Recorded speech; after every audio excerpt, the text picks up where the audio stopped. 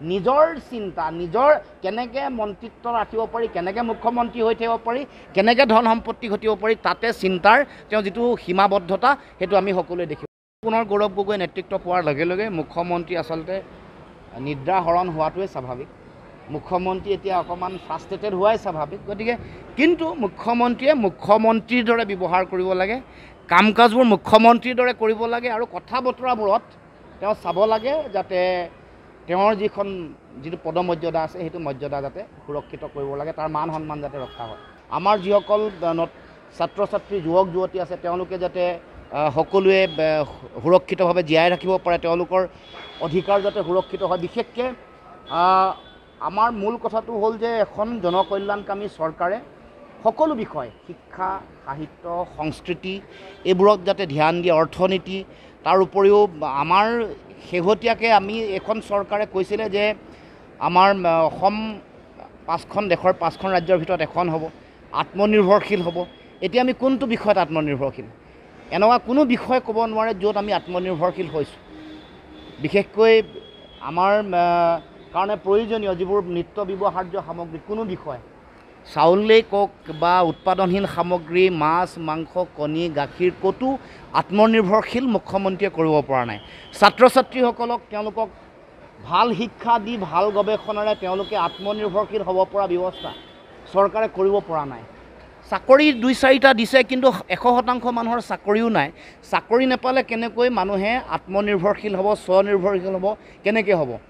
ছাত্ৰ ছাত্ৰীসকলৰ কাৰণে প্ৰয়োজনীয় তেওঁলোকৰ স্কিল যিটো লাগে, য'ত নেকি তেওঁলোকে পৃথিৱীত তেওঁলোকে নিজৰ আত্মপ্ৰতিষ্ঠাৰ যিটো পৰিৱেশ সেইটো গঢ়িব পাৰে, সেনেকুৱাও ধৰণৰ কোনো ব্যৱস্থা কৰা নাই। গতিকে যিটো কথা তেওঁলোকে যি ধৰণৰ আচৰণ বা যেনেকুৱা ধৰণৰ বক্তব্য মুখ্যমন্ত্ৰীয়ে ৰাখিছে সেইটো গ্ৰহণযোগ্য নহয়।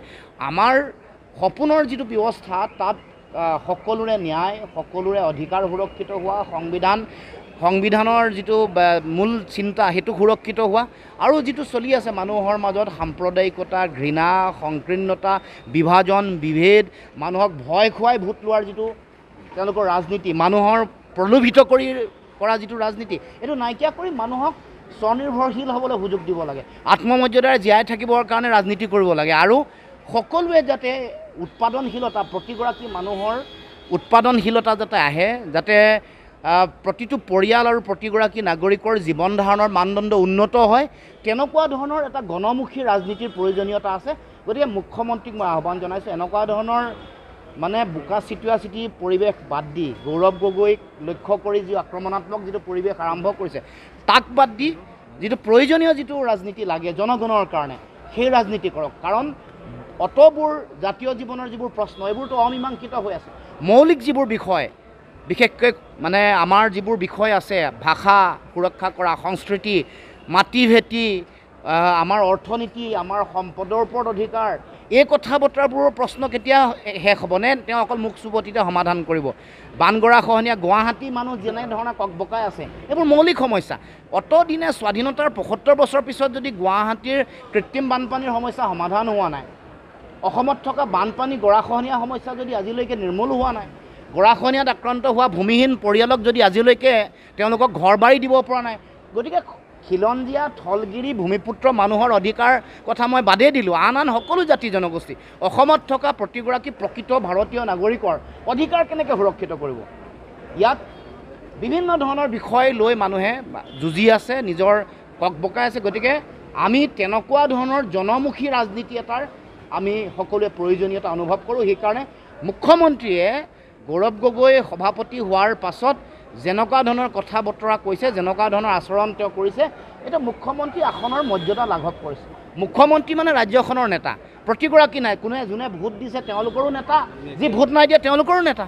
গতিকে সকলোৰে উন্নয়নৰ স্বাৰ্থত এই কথা বতৰাবোৰ তেওঁ দূৰদৰ্শী আৰু প্ৰয়োজনীয় যিবোৰ কথা এইবোৰ ক'ব লাগে। গতিকে এনেকুৱা ধৰণৰ বোকা চিটি ৰাজনীতি আৰু এটা সস্তীয়া ৰাজনৈতিক যিটো মানে সংস্কৃতি আমদানি কৰিব খুজিছে তাৰ পৰা দূৰত থাকিব লাগে। এতিয়া মানুহে তেওঁ পৰিয়ালকেন্দ্ৰিক ৰাজনীতি কৰা বুলিহে ভাবে। তেওঁ পত্নী আৰু পুত্ৰ যদি ভাল অৱস্থা হয়, তেওঁৰ লগত থকা মানুহবোৰে কমিশ্যন লৈ যদি ধনী হ'ব পাৰে, সেইটোৱে তেওঁৰ ৰাজনীতি, যিটো এটা আদৰ্শৰ ভিত্তিত ৰাজনীতি হ'ব লাগে, এটা জাতীয়তাবাদী চেতনাৰ ভিত্তিত ৰাজনীতি হ'ব লাগে, এটা গণমুখী আৰু জনমুখী চিন্তাৰ ৰাজনীতি হ'ব লাগে। সেই আদৰ্শ সেই চিন্তা পৰিহাৰ কৰি নিজৰ চিন্তা নিজৰ কেনেকৈ মন্ত্ৰিত্ব ৰাখিব পাৰি, কেনেকৈ মুখ্যমন্ত্ৰী হৈ থাকিব পাৰি, কেনেকৈ ধন সম্পত্তি ঘটিব পাৰি, তাতে চিন্তাৰ তেওঁ যিটো সীমাবদ্ধতা সেইটো আমি সকলোৱে দেখিবলৈ পাইছোঁ। 26 লৈ মইতো আশাবাদী, আমি বিৰোধীয়ে ৰাজনৈতিকভাৱে একলগ হ'ব লাগিব, ঐক্যবদ্ধ হ'ব লাগিব। নতুন সভাপতি হৈছে, সভাপতিও নিশ্চয় এই বিষয়ত তেওঁ চিন্তা চৰ্চা কৰিছে। আপোনালোকৰ আগতো বিভিন্ন ধৰণৰ নিজৰ মনৰ দৃষ্টিভংগী আগবঢ়াইছে। আমি আৰম্ভণিৰে পৰা যেতিয়া 21ৰ নিৰ্বাচন পাৰ হ'ল, উপনিৰ্বাচনৰ সময়ৰ পৰা এই কথাটো কৈ আহিছোঁ যে বিৰোধী যদি একলগ নহয়, বিৰোধী মানুহ যিসকল দল আছে তেওঁলোকৰ মাজত যদি মেৰুৰ বিভাজন হয়, যিমানেই হওক লাগিলে যি দল শক্তিশালীয়ে দল হওক বা অকণমান সৰু দলেই হওক, আঞ্চলিক দল হওক, তেওঁলোকৰ মাজত যদি মেৰুৰ বিভাজন হয় তেতিয়াহ'লে লাভ শাসকীয় পক্ষ অৰ্থাৎ বিজেপি বা তেওঁলোকৰ মিত্ৰজোঁটৰ দলসমূহৰ মাজত হ'ব। গতিকে আমি আগৰ পৰা কৈ আহিছোঁ এই কথাটো সকলোৱে যাতে উপলব্ধি কৰে। দেশৰ ৰাজনৈতিক প্ৰেক্ষাপট যদি চায়, যদি দিল্লীৰ নিৰ্বাচন, হাৰিয়ানাৰ নিৰ্বাচন, মধ্যপ্ৰদেশ এইবোৰৰ নিৰ্বাচন যদি চায়, দেখিব যে ইয়াত ভোট বিভাজনৰ কাৰণেই বিজেপিৰ লাভ হৈছে, চৰকাৰী পক্ষৰ লাভ হৈছে। মই সেইকাৰণে আজিও ভাবোঁ যে এই কথাটো আমি খুব সকলোৱে বাস্তৱ পৰিস্থিতি অনুভৱ কৰি বা অনুধাৱন কৰিহে সিদ্ধান্ত ল'ব লাগিব। যিটো কৰিলে বিজেপিক পৰাভূত কৰিব পাৰে। বিজেপিক পৰাভূত কৰিবৰ কাৰণে হাতত থকা ৰণকৌশল কি? ৰণকৌশল একতাৰে যুঁজিব লাগিব। নিশ্চিতভাৱে হ'ব, কাৰণ মুখ্যমন্ত্ৰীয়েতো গম পাইছিল যে, জানে যে একতা হ'লে এনেও তেওঁৰ অৱস্থা বেয়া হ'ব। গৌৰৱ গগৈ অহাৰ লগে লগে, কাৰণ গৌৰৱ গগৈক তেওঁ 24ৰ লোকসভা নিৰ্বাচনত তেওঁলোকে বহুত চেষ্টা কৰিছিলে হৰুৱাবলৈ, টকাই পইচাই সকলো লাগি, সকলোৱে বহুতে এনেকুৱা মানুহো আছে যে তেওঁ জিকিলে আমি ৰাজনীতিয়ে এৰি দিম বুলি কৈছিলে। কিন্তু যেতিয়া ৰাইজে জনগণ যেতিয়া দেখিলে যে গৌৰৱ গগৈৰ পক্ষত, একতাৰ পক্ষত ভোটদান কৰিছে, ফলত এতিয়া আকৌ পুনৰ গৌৰৱ গগৈ নেতৃত্ব পোৱাৰ লগে লগে মুখ্যমন্ত্ৰী আচলতে নিদ্ৰাহৰণ হোৱাটোৱে স্বাভাৱিক।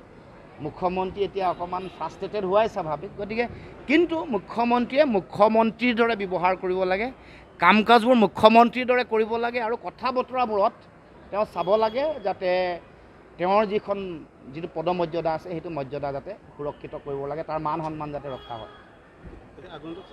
জাতীয় পৰিষদে থাকিব কিয়, চবৰে সকলোৱে আইডেণ্টিটি থাকিব, খালি বিৰোধী একলগ হৈ যুঁজিব লাগে, এইটোৱে কথা।